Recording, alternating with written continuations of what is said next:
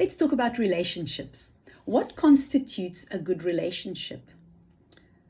Basically, if both parties in the relationship are in the giving mode, that relationship can always build. You see, you can't build if you've either got two people who are both in a taking mode, or you've got two people in a relationship and the one is in the taking mode and the other one's in the giving mode. You can't build on that.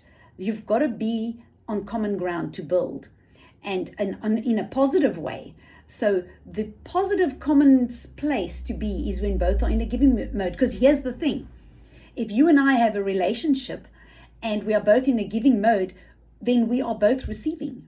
Because if I'm in the giving mode, then you are receiving. And if you're in a giving mode, I'm receiving. We don't need to take, because we are already receiving from each other.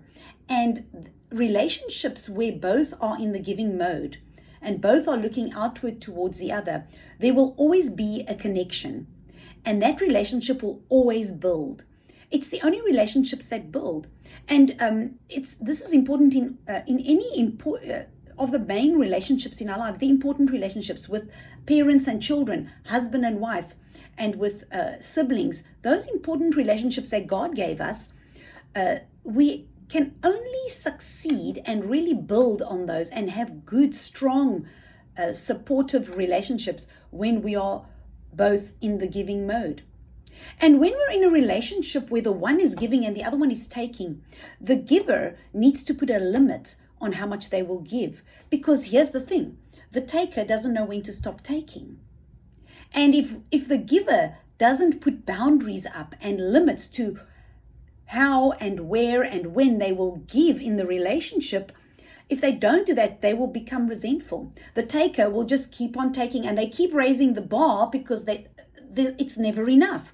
So they keep taking, and they keep on expecting more, and the giver just eventually gets worn out giving. And if we don't put a limit on our giving as givers, we become resentful towards the other person. So it's important to be in a strategic and a wise way to put those boundaries up when we are working with a taker. So look at your relationships, the important ones, and ask yourself, am I a giver in this relationship, or am I a taker? And I want to encourage you, be a giver, because the lasting, valuable, fruitful, enriching, fulfilling relationships are built when both are givers.